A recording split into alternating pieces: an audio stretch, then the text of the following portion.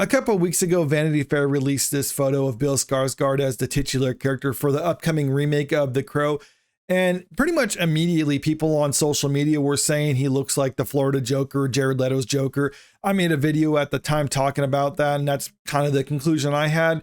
But a lot of the criticism for this just seems to be surrounding the idea that this seems like an unnecessary remake. But you know, remakes happen, and if they're going to do that, then at least I can appreciate them trying to do something a little bit different with it. And now we got a trailer for it, and the trailer's been out for a couple days, and we've seen some people's reactions surrounding it, but it looks like the news for that is not good for the movie as well. Fans on X, formerly known as Twitter, have seen the first trailer for Bill Skarsgård's The Crow remake, and they're simply not having it. In the clip, audiences are introduced to an updated take on the source material showing how Eric Draven Skarsgard and his fiancée Shelley Webster, FKA Twigs, are killed. With his soul not at ease, Draven is brought back to life with the powers of the Crow, and he is given supernatural abilities to make things right on Earth. Some of the comments that people were sharing on social media include this right here. This is somehow worse than I expected, and my bar was low. Draven's story should not have been touched. Give this character a different name and create something new.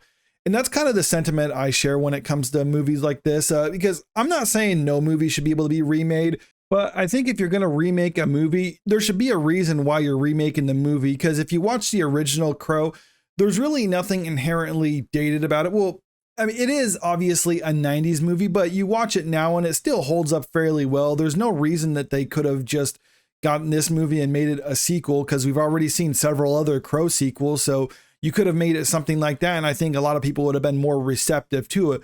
But since they insisted on making this a direct remake and having this character be Eric Draven, well, then you're already starting off on the wrong foot, because then you're inevitably going to invite the comparison between this movie and the original movie, which has a real strong cult following to it. And I don't think that's something that a studio should be trying to invite, because usually when you're trying to do these remakes like we see, they do it because they want to have that name recognition, but you can get the name recognition without having to invite that direct comparison to the original one. So I think this seems like a misguided attempt at trying to capture a cult audience for the original movie, but at the same time doing something that really just doesn't appeal to them.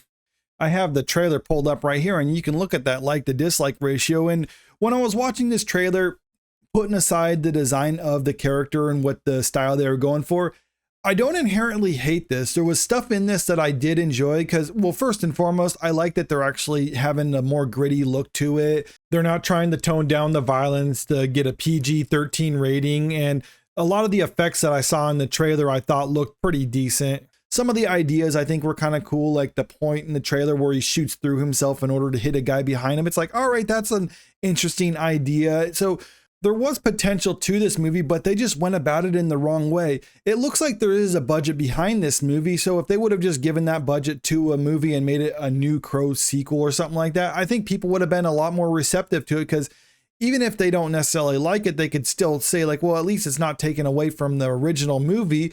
Like, you see that with sequels, or not necessarily sequels, but you see that with remakes a lot in these days. Like, if the remake is basically something completely different, it's just a remake in name only, people might watch it and be like, oh, I don't like it as much as the original, but it's still not a bad movie or something like that. Or they can just say it's just a terrible movie, because, all right, that's still the possibility right there.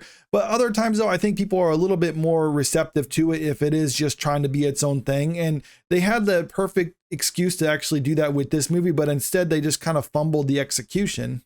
Like, I was scrolling through the comments on this video earlier, and I saw this one that kind of stuck out to me. The first Crow movie was a masterpiece. The Crow City of Angels, not a bad movie, but could have been better.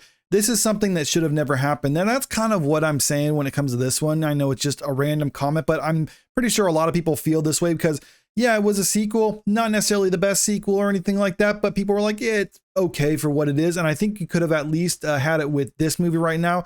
But since they're inviting that comparison to the original, well, then all of a sudden people are just going to be more inclined not to like this. So if you would have actually ranked the Crow movies, obviously people are going to have the original movie as the number one. And this could have been up there with that. If not as good, it could have been maybe a number 2 spot. But because they're trying to make this a remake of the original, well, then all of a sudden you're just going to obviously put this at the bottom of the list, because it's either this is the worst movie or it's better than the original movie, if that kind of makes sense. Personally, though, I think this could actually be a decent movie, or it has potential to be an entertaining movie if you just try to ignore the fact that it's a remake of the original. Just try to imagine this isn't Eric Draven, or it's Eric Draven from an alternate universe or something like, well, I guess that's what it is.